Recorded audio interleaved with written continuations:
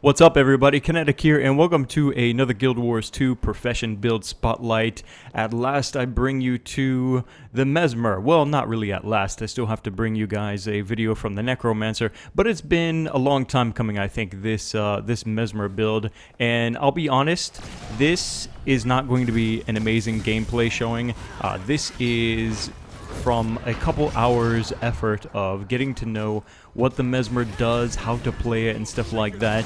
And in this video, I think I pretty much cover the gist of how a Mesmer works. And I'll explain a little bit also about this build in particular. Now, this build also is really nothing fancy. I think many Mesmers are using a similar build like this. It uses condition damage from the clones that you make to basically bleed your opponents over time until they are dead.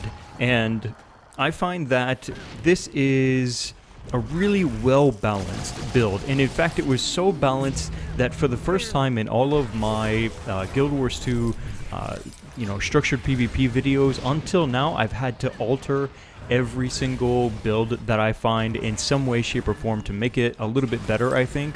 But this build, I didn't have to touch it. Even the amulet, I left it intact because it was the right fit, I think, for my first time as a Mesmer, my first time trying it out and things like that. It really worked out very, very well.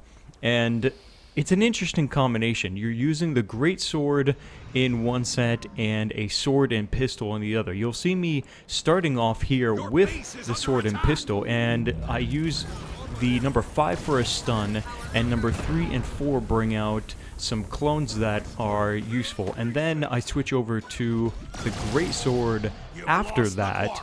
And then again, I'm using 4 and sometimes 2, but not very often, to bring out more clones. And I can also use some pretty interesting abilities also with the Great Sword, including number 5, which is like a massive pushback for everybody that's sitting in front of you. Number 7 that I just used is like a very short time invisible, and this is great for breaking out of stuns and getting out of sticky situations. Number 8 will transfer conditions from you to your target enemy and take boons from them, and they will be given to you. So that's very, very useful, especially against other condition builds. Number 9 is a very, very useful utility. It is basically a blink, a short teleportation. This will save your ass when things get really, really nasty. I mean, when I originally read the build, it was something like the guy was saying like, oh, this, I wouldn't, dare switch out this utility for anything else. And I can understand why. That blink, that short teleportation will definitely save you when things get really, really nasty. And if anything, it also adds to the whole confusion that you bring to the table as a Mesmer. And this is something, guys, listen to me. If you are a Mesmer, maybe a beginner, or you haven't played a Mesmer, your biggest strength above anything else that you could possibly do is to confuse your enemies with the way that you play the Mesmer. Not necessarily what you use, but how you use it. I see so many bad Mesmers out there that they are running around like crazy, and even though they've got all these clones out, they're so easy to spot and to pick out and be like, oh, there's the real one, and then refocus on him. So to me, like, you're really cutting half the potential from a Mesmer when you make it really obvious which one is the real one. But I like to really play the role of a confusing Mesmer as much as possible. And number 9, that blink, that short teleportation, really helps that out, I feel like. Just when they think that they've got you zeroed in on their rifle, or they're about to hit you with some, amazing 100 blades or something like that, you just blink out, and then they have to start all over again. They're like, oh crap, which is the real one this time? And that's how you win as a Mesmer. That's how you kick ass as a Mesmer, by playing to the strength of that confusion. Because as long as they are struggling to understand which is the real one, that's you in your conditions killing them in the meantime. And hopefully, if you can play a Mesmer really, really good, that's what you'll be doing. In regards to this match, I was really pleased because on both sides it was fairly even. You see that the red team is moving in. They're trying to actually take down the leaders of our camp, and instead of trying to win through conquest points. And so you can hear the guy screaming, "Your face is under attack!" Or is it base? I don't know. It sounds like face to me. "Your face is under attack!" Anyway, and so I hear this guy, and so I'm like, all right, well, we better go check it out. And sure enough, here he is. And for a moment here, I was all by myself, but thankfully my clones were available and I could put them to good use. This warrior was pretty smart, pretty observant, and was able to spot me pretty well amongst the clones. Some people have enough practice that it doesn't take them very long, but I find that it's still very, very possible to confuse even the most well-rehearsed fighter against Mesmers. If you can play it right, you can still probably throw them off and confuse them.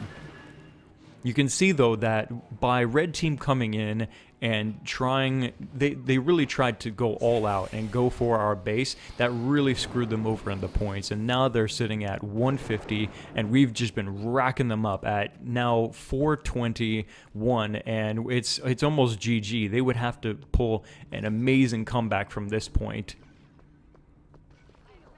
The Mesmer is a lot of fun, and I had a feeling that it would be, which is probably why I've waited to try it out for a long time. I like complex professions. I like professions that I have to, you know, do a lot of different things or have a lot of things to bring to the table to, you know, to do all kinds of different things. That's one of the reasons why I really like the Elementalist, especially with Scepter and Dagger. They're just amazing with all the different things that they can do. And Mesmer, I feel, is kind of like that. Even though they're really, really different, I feel like they both bring a lot to a fight, and it makes it really, really interesting, the complexity. You've taken the graveyard.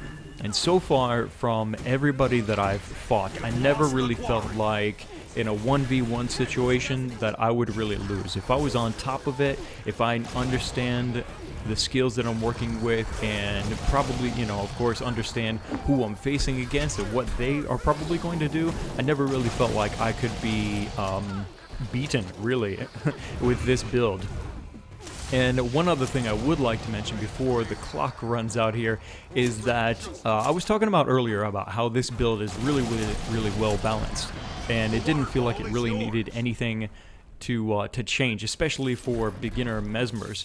It will take a beginner Mesmer some time to get used to it, but if you are a slightly, I don't know, professional, or you find yourself a more skilled Mesmer, then I would possibly take a look into changing the amulet to maybe more power or something like that instead of the toughness. Hope you guys enjoyed this video. Kinetic, I'm out.